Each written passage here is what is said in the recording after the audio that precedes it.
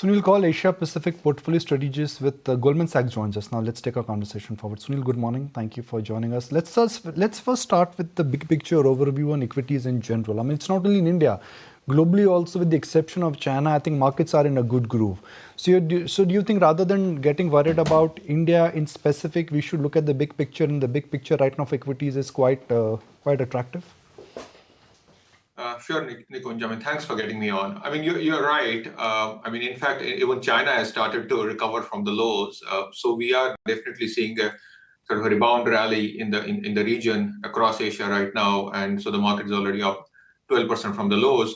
So I think the key sort of construct for the markets here is that, I mean, in general, and we'll come to that maybe in a bit, but valuations in general across the region are probably more sort of fair, and so we don't think there is a lot of room for valuations to re-rate in most of the markets. But what we are really looking for here is profits, and we do expect earnings to continue to recover in some of the markets in Asia, which is why we think the markets can continue to gain momentum here and be higher in 12 months. So for the region overall, we're still kind of baking in high single digit to kind of 8 to 10% returns for the overall Asian markets here. So it looks like things are still looking a pretty decent. When you say 8 to 10% returns, the earnings are expected to grow in the region of about 10 to 12% or 12 to 15%, depending on the new universe you track. So are you making a view that in India now, markets may actually underperform earnings? Yeah, that's a good question. Look, for the region overall, we are actually baking in 15% earnings growth for calendar 2023, another 11% for next year. But that's really upwardly distorted by deeper cyclical markets like Korea and Taiwan, which are coming in from very low levels. In sort of Korea's case, in round numbers, we're looking for 60% earnings growth. So if you strip that out, we are really looking for kind of a 8 to 9% earnings growth for the region as a whole, which is what our full year targets are. So that basically tells you multiples kind of flat on an aggregate basis, and the underlying 8 to 9% earnings growth kind of drives the markets higher. Within that, I would say India, we are baking in 15% earnings growth for the next couple of years. And I also like to make one point. Look, I mean, I think a lot of the people make the point that the market has done well. If you look at the underlying earnings, it's been 3-4 quarters in a row where earnings are coming in actually better than expected, right? So we just had the December quarter, which concluded, and profits were up 17% year on year, which basically took the calendar 2023 profit growth for MSCI India, similar Nifty, 20%. So what that means is that the 20% move in the index for last year was entirely driven by the underlying earnings. And so if you looked at the aggregate multiples, that for the index is actually flat year on year. So I think that's an important point. And the reason we continue to like India is because of this consistent earnings delivery. And so if you're right that earnings continue to compound at 15%, so lower than last couple of years, but even if we get 15% earnings growth, we still think market should be higher in 12 months' time. Sure. Sunil, over the weekend, we were just going through Warren Buffett's annual letter to shareholders. And, one thing really stands out from there. He's saying, I mean, obviously in correlation to US equities, the markets are now exhibiting a far more casino-like behavior, saying that the casino now resides in many homes and daily tempts the occupants. Correlate that to India. Do you see pockets or signs of any exuberance or risk-taking ability, if you will, here in India?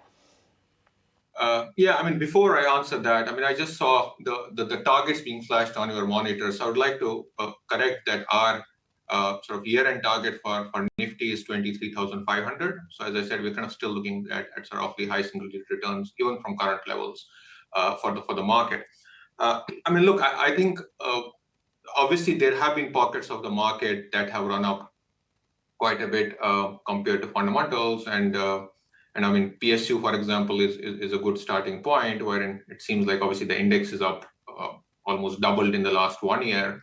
Some of the pocket in those could be justified. I mean, for example, power, for example, defense.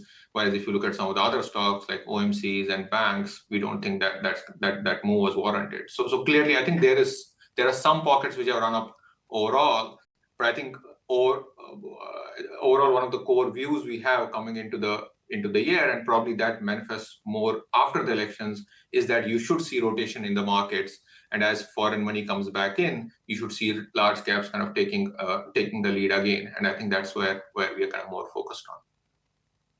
Okay, so that's a view coming in. But are you getting a lot of pushback when it comes to the private banking performance in India? Because your top bets remain HDFC Bank, ICICI Bank, even IndusInd Bank features in that list. What kind of feedback are you getting from investors on that? Yeah, look, I mean, the large cap private banks have obviously been underperforming almost for a year now. I would say, look, I think near term, there are clearly some headwinds, right? I mean, we do think sort of there are two issues going on. One, I think the cost of funds will continue to rise for the banks. Number two, I think as is well flagged by now, there are obviously pockets of concerns on the consumer leverage, right? So we do think profitability comes under pressure in the near term for the large private sector banks. And so ROE should start to moderate, both in terms of loan growth slowing because your loan to deposit ratios are stretched, but also margins coming under pressure. But I think the way we are kind of positioned in the banks is that we are more selective there. So one of the themes, intra-bank themes we have is that of favoring commercial retail oriented banks over the consumer oriented banks. And I think that rate will continue to play out. Let's understand this earnings of double digit. What gives you a reasonable amount of confidence that earnings will be in double digit? Because you are getting signs of slowdown. I mean, signs of slowdown are there actually in some of the popular categories. For example, autos, for example, real estate. What gives you the confidence that we are in for another good year of double digit growth? Because double digit growth on this kind of a base is incredible. Yeah, I mean that's a great question, Nikunj. Look, I think one, as you very well know, we have been seeing this slowdown for the last 2-3 quarters now, whether it's in the consumption space, whereas obviously in the new orders in terms of infrastructure also heading into elections, right? Despite that, when we came into the year last year, we were looking for around 18-19% profit growth, and the market delivered 20%, right?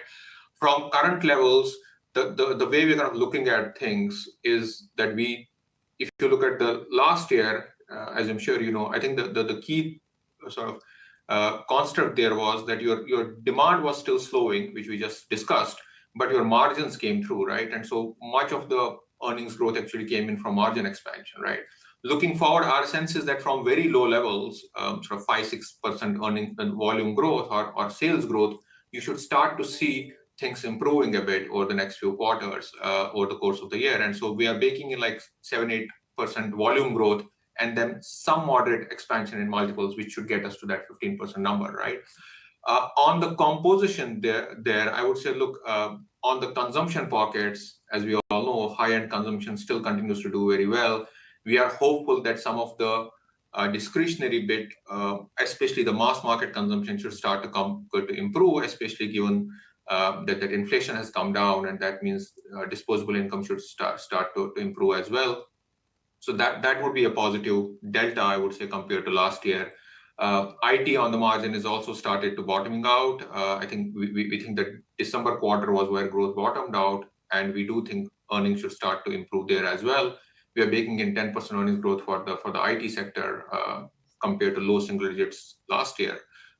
Keep in mind also that 60% of the revenues, they're coming from US, and we as a house have a above consensus view on US growth, and we have been sort of not in the recession camps and for a year or so, and that seems to be already playing out. So I think that should kick in, and then we do think there are some signs already in the data that private capex should come back after the election. So if you put up all of that together, with a bit of improvement in the volume growth and some margin expansion, we do think that 15% earnings growth is realistic there.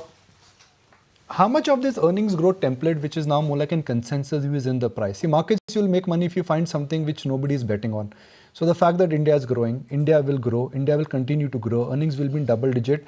It's more like a ghar ghar ki kahani. Yeah, I think that's right. I would say, I mean, even in our sort of broader Asian allocation, we do think India is one of the structural growth stories out there in Asia, and that's pretty much what a lot of the clients agree to. And as I said, if the earnings continue to grow double digit, even with some moderate valuation compression, which we do bake in our numbers, you could still get decent upside on the market, right? I mean, in the near term, things could flatline, and we do think post-elections probably market goes higher. But in a lot of the other markets in the region, earnings are much more cyclical in nature, and you're coming in from very low levels, so you get that boost. But for India, obviously the macro looks very good. As you said, growth is looking pretty decent, and if earnings continue to come through in double digits, that should get markets higher. And within the market, obviously, we have been seeing that there is enough dispersion both at the sector and the stock levels. And as I said, one of the core views we have is that you should see rotation into large caps, which haven't performed as well, and B, there also could be rotation back from value to some of the sort of quality pockets as well. And so that probably takes the leg higher in terms of markets. All right, Sunil, really appreciate your time. So glad you could join us. And I look forward to the Goldman Sachs view more on a regular basis. Don't get too much of Goldman Sachs on the channel. I think we should book our next appointment soon. For sure, we'll aim to do that. But really pleasure coming in here. All right, now, I'm just